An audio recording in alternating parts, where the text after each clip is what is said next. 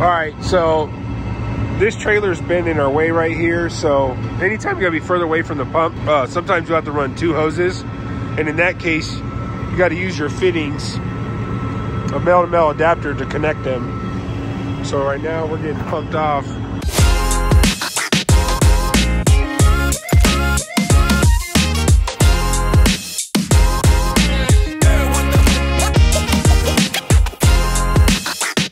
When you're applying online at primeinc.com on your application, make sure when it asks you were you referred to by an active Prime driver, make sure to click on yes. The box below that, make sure to put my driver code, Strexa. Now let's do some trucking.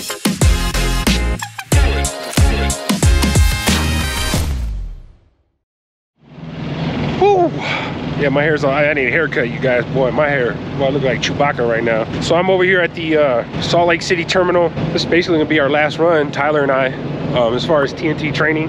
Tyler and I deliver to Ogden, Utah, one of the customers that we go to on the inedible tanker side, which is the pet food side on tanker. We also have a food grade side. We got in here at the Salt Lake City terminal about, I don't even know, maybe 10 o'clock at night. Anytime you come into the terminals, they'll inspect your truck and your trailer. Well, I guess they found a couple things wrong with the trailer. They said some of the brake pads were cracked. The ladder was bent, which is cosmetic. It doesn't affect us from doing our job. And then they said that the airbags were frayed on the trailer. So basically we can't leave the yard until it's fixed. I'm actually going over here to see if they even grabbed the trailer. So we dropped it last night. I woke up this morning and they still haven't grabbed the trailer. So I went and talked to the trailer repair guys, and they said they haven't pulled it in yet. And they asked for my truck number, so that way they can have my phone number to call me when they pull it in to see how long it's gonna be for parts. So these are the messages that I got from my dispatcher. And this is what I sent back to them. So they're gonna try to reach out to the trailer repair shop. It's a little windy right now. And see if they'll release the trailer to me, so that way Tyler and I can take this back to Springfield for repairs. So right now, as you can see, I'm looking around here for the tanker trailer, and we parked it over here somewhere. Oh, it's still over here. It is still over here. There it is right there. Yep, so they haven't even grabbed it. So this is the ladder, as you can see, is bent, which we put that in the pickup trailer inspection whenever Tyler and I got it. So I'm gonna go back over here to the tractor shop and see if they'll release this trailer to me and let Tyler and I take this back to Springfield. So after this load, since this load is complete, Tyler only has like 460 miles. So the miles back, his training is complete. Again, I'm more than likely not going to be taking another TNT student. I'm going to give this PSD training a shot. And people that are curious about what PSD training is, it's basically a CDL instructor. So I would actually be teaching and helping students get their CDL license versus teaching them over the road stuff. The other thing about doing a TNT training, and why a lot of people don't do TNT training, is because it's very, very stressful. For instance, when me and Tyler got back on the road, I always, ask my students basically, hey, you want to start first, which they always usually do, which is fine. I wasn't able to go. We were just off, so we both basically slept at night. He slept at Campus Inn. I was at home because I live in Springfield, Missouri. So we both woke up. He started. I couldn't sleep his whole drive shift, right? Which is, he drove for like 10 and a half hours. So I basically drove my whole shift. So I was up for like 26 or 27 straight hours, which really takes a toll on you mentally and physically. So I don't see how it's impossible to train students back to back for a whole straight year as an over-the-road TNT trainer, at least based off my experience. So I've trained a few students. The other 3 students that I trained over the road, I just was finishing out their last few weeks, so those were pretty easy.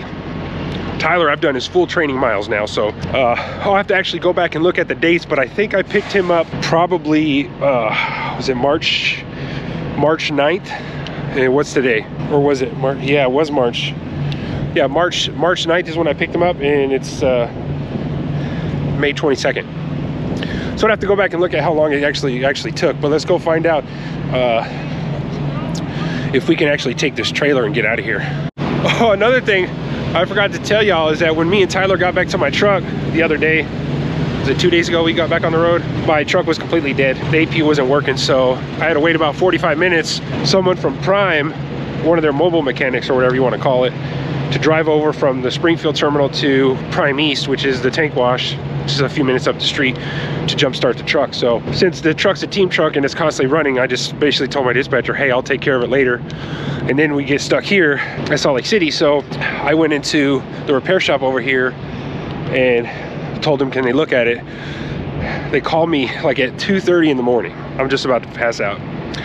My APU starts working, so I was like, nah, don't even worry about it. So I'm gonna take it to Thermo King when I get back to Springfield, so that way they can deal with it while I'm off. Hey, that tanker M30004 that I was in here earlier about, yeah, my dispatcher wants to know if that could be released and I could take it to Spremo for repairs. I don't know how low, they wrote it up for brake pads, so I don't know how low those are. He's gonna find out if they'll release it. All right, yeah, I looked at the pictures. All right. Here's what they said. I didn't get a good video on it, but here's how the conversation went. He said we got to bring it in because the airbags look pretty bad on it. We just don't want nothing to happen on the roadway. I got it. I just asked him. Yeah, that's fine. We'll probably get it in the shop for the next hour. Okay. Just give me a call. Thanks, Matt. Appreciate it. Looks like we'll be sitting and waiting. I'm going to shoot a message over to my dispatcher and let him know, like, hey, they're not going to release the trailer. So, which I kind of figured that, but hey, I'm just doing what my dispatcher asked. All right, so Prime sent me a message at like 1:52 in the morning. Obviously, I was sleeping, but there's the new airbag. Looks like a new airbag. And they put all new drums and rotors on this thing. Yeah, those are like all brand new. Yeah, they put all brand new everything on here. Just had to go to the tractor shop. I dropped it off with them yesterday at 7 p.m. They called me about midnight, 1 o'clock. So the APU on my International sometimes will work and sometimes it won't work. So it stopped working the other day, and I am actually just looking for my truck to make sure. They just told me they replaced the fuel solenoid was bad in it. So, but Tyler's all upgraded. I just took my, I had to take a PSC class because I'm doing this PSD training stuff. And there she is at the end. They did tell me the P row. So this is the lot where all these trucks are. A lot of these trucks are trucks available for lease. You see they have new stickers on these. That's a day cab. All right, here's, oh, and I got my truck wash, so yeah, she looks clean. Let's go see if it's working. So it's not working. What we're gonna check is I'm gonna make sure the power is on. That's off. Sorry, my truck's dirty, guys. I gotta clean it. So that's on. Let me go and double check and make sure this APU switch is on. They might have turned it off. Y'all gotta be careful. Sometimes they'll do that. So let's open this up. Nope, it's on. There's a switch way back there. Y'all can see it, but showing on. Well, let's see if this is gonna fire up. Turn this to the AC.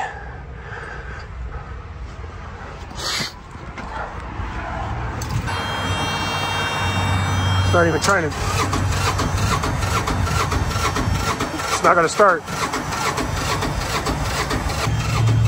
Yeah, it's not starting up, guys. Oh man, it's so frustrating.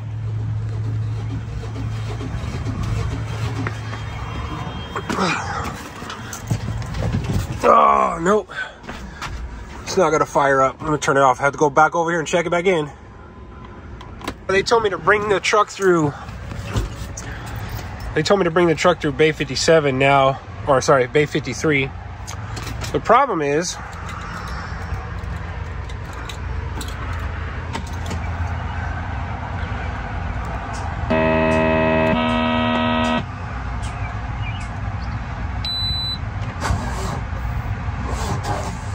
won't start. So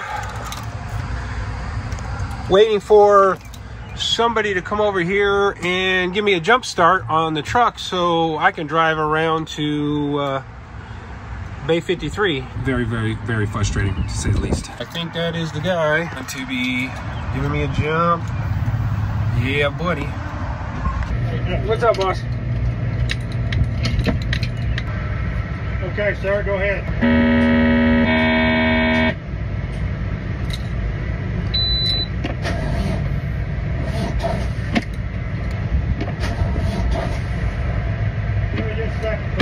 All right. Last time they jumped it directly from the batteries under this. Yeah. I'm not sure what he did. He connected something. Oh, that's where all the fuses are for the International. There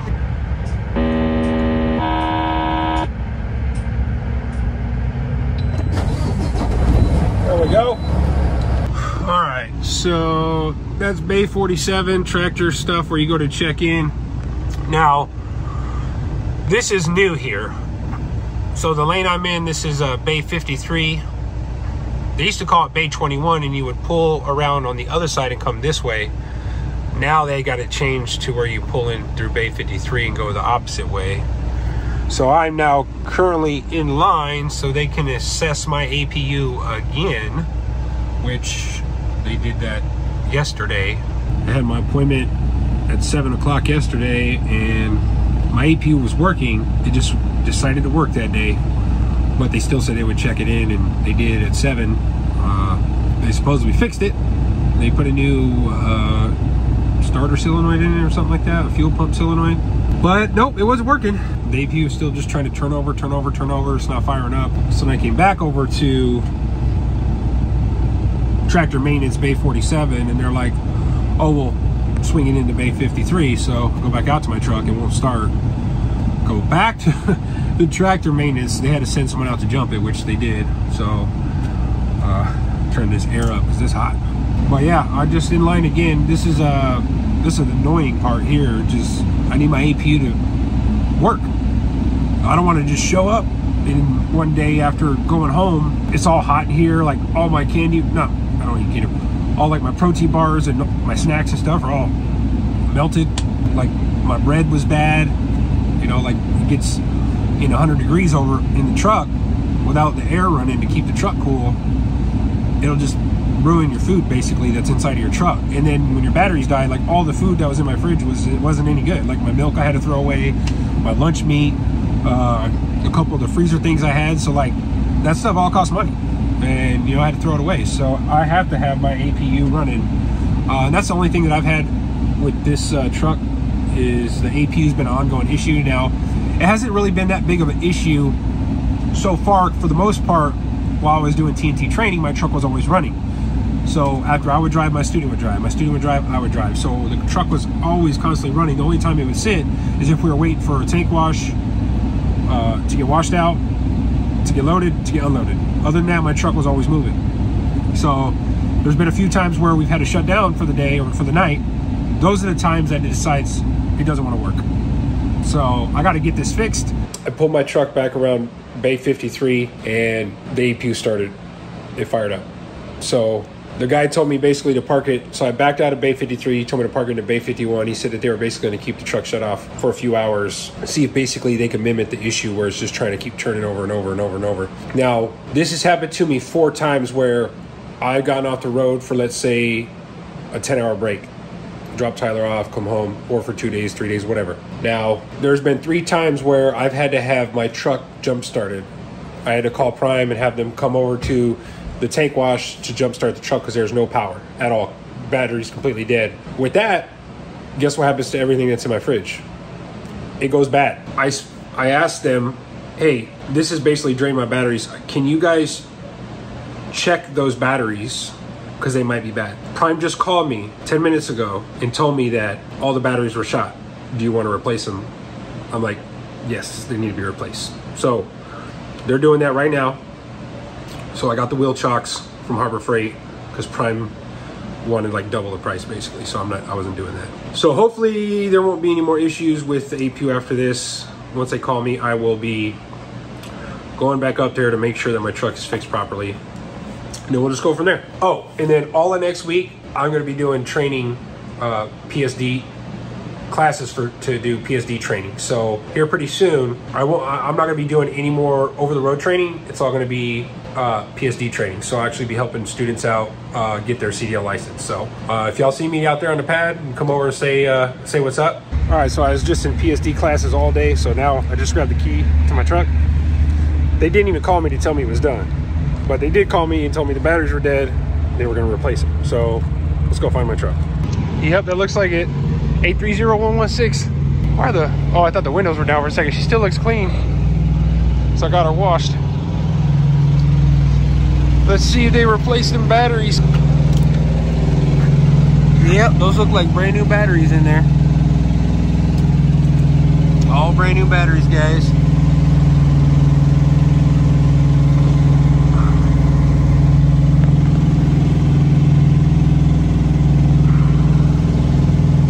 Ooh, she's so quiet now. The AP is a lot quieter. So I'm pretty sure the stuff is now fixed on here.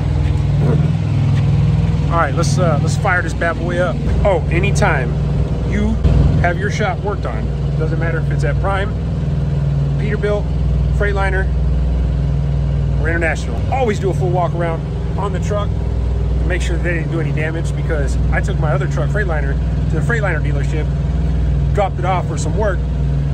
They drove it from Freightliner back to Prime.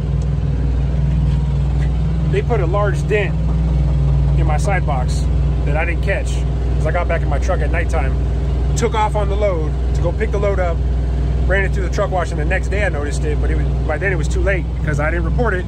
I had to pay for it.